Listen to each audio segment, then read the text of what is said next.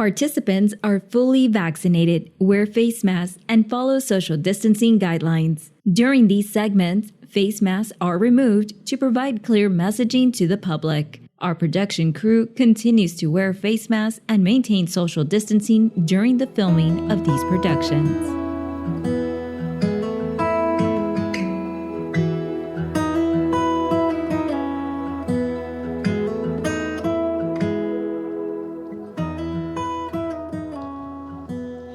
Brownsville. I'm Michelle Jones, the city's epidemiologist, and I want to welcome everyone here to this episode of Brownsville Baby Bumps.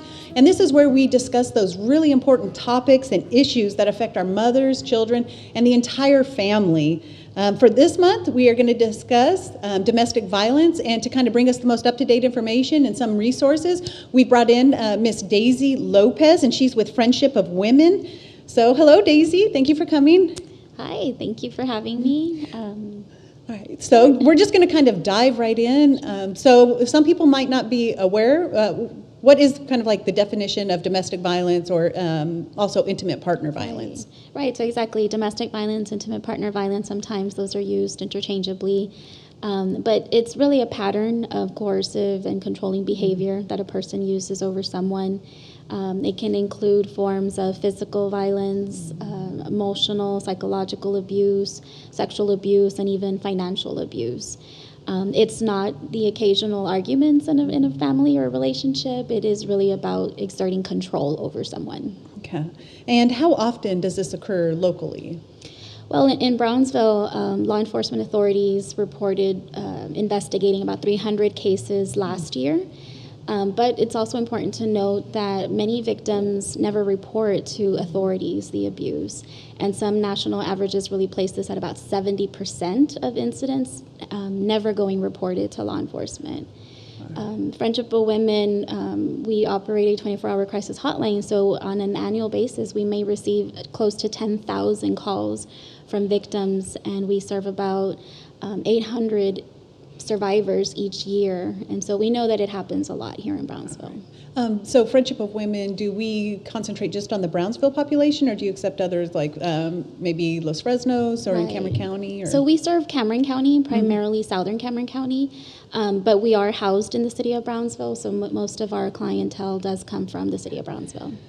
So as we're talking about this, is there a common factor or trait that predisposes someone to be a victim or a perpetrator of domestic violence? Yeah, so domestic violence is really a life-threatening crime, and it impacts millions of people across the country. It does not discriminate, so it does happen to anyone regardless of their age, their race, their economic background, sexual orientation, gender identity, religion, their ability, and even their education level. But there are some trends that we can identify, and we do know that women between the ages of 18 to 24 and 25 to 34 experience intimate partner violence at higher rates. We do know that 1 in 3 women will be impacted by violence in their lifetime, and 1 in 4 men will be impacted by violence in their lifetime. Women just really face higher rates and more lethal forms of violence than men do. Okay. And then I noticed that you did mention that 1 in 4 men are also victims of domestic violence. Exactly. Do you mind talking a little bit about that? Like, how does that present itself? Or Yeah, so it's very true that men experience violence. Men are indeed victims of intimate partner violence. Mm-hmm. Like I said, it may just be at lower rates. So 1 in 4 men will report having experienced some form of violence in their lifetime. Mm-hmm. 1 in 7 men report experiencing severe physical form of violence. So sometimes it may not involve the lethal, but men are experiencing violence. In the state of Texas, men are dying as well because of violence. But there are really a lot of stigmas associated to why men may not report their abuse for lack of support, maybe feeling that they're going to be shamed, or they're embarrassed about it, the fear of coming forward. But it does happen here in our community. All right, good, thank you. So one thing that we always like to try to highlight in these segments are the resources that are available here in Brownsville so that someone can kind of seek that help when they need it. You did mention you have the crisis hotline at Friendship of Women, but what are some of the other resources that you have available for these victims? So we are a team of victim advocates, so we have advocates that really specialize in different areas. We provide advocacy and peer support around issues like housing, how survivors are impacted and face homelessness. So we provide housing resources. We have an emergency shelter where we can provide a safe haven for survivors and their children or their family. During that time, we can also help with relocation assistance, really help family members that don't have a home anymore or have to leave their home because it was no longer safe. And so they are trying to look for a new place and a new home free of violence, so we can assist with utilities and rental assistance and just helping families get started again with services.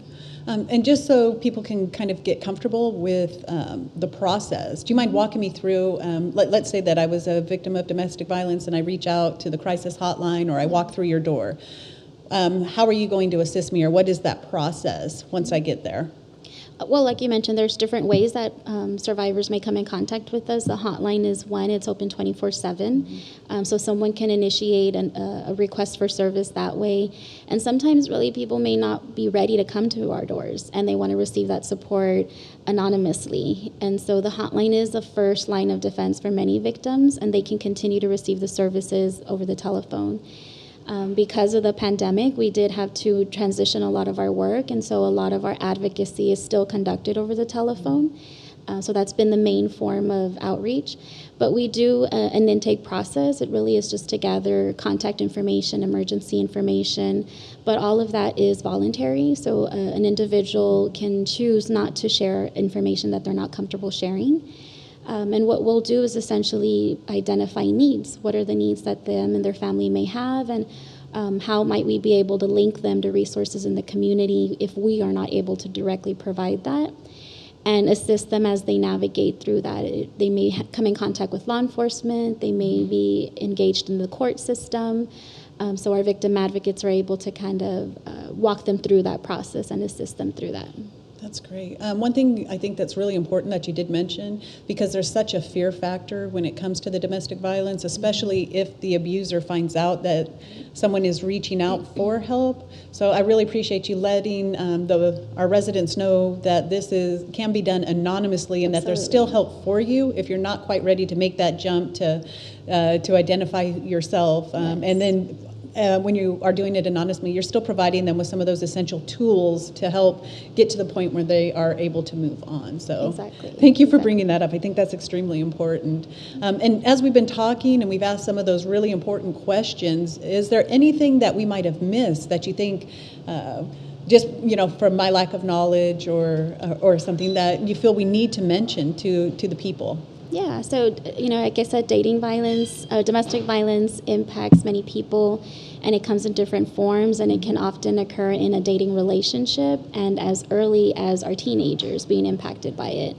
So I think, as you were mentioning earlier, there's this misconception that domestic violence impacts only individuals of lower income levels, but it impacts many people in our community. And I think having just those conversations early on with our youth about what a healthy relationship looks like and what consent and positive communication looks like is really important. And all of that helps prevent future forms of violence. Also, I just wanted to highlight, as you mentioned, October is Domestic Violence Awareness Month, and just being able to really be a supportive hand to someone in need when maybe there's someone that trusts us and shares their experience with us. It's important that we lead by believing a victim and survivor, and that is oftentimes the best way to support someone. All right. Thank you so much. I appreciate you bringing that really important information to us. Because I know it's kind of something we don't like to talk about a whole lot, or we feel uncomfortable about, that we have someone that might be treating us this way. So thank you so much for bringing that to us. You're very welcome. I appreciate you all inviting us to be here and shedding light on this issue. Thank you. And one thing I do want to mention also, just because this is such an important topic, we do partner with our Breastfeeding for a Healthy Brownsville Coalition, and they helped sponsor this. So I just want to, give them a shout out also for supporting us so that we can get this information out to the population.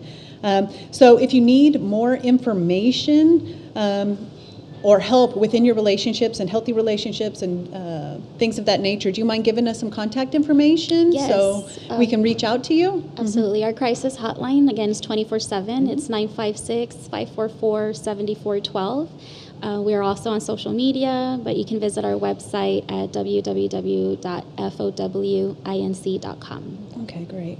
And to watch the latest episode of our Brownsville Baby Bumps, remember to subscribe to the City of Brownsville YouTube channel and our Facebook page. That's where you can see these being aired. And then we also will air those shortly after on the BTX Maternal and Child Health Facebook group. So make sure that you participate on all of those different platforms and like us, subscribe. I'm Michelle Jones, the city's epidemiologist, and I'm reminding you that an informed parent is an empowered parent.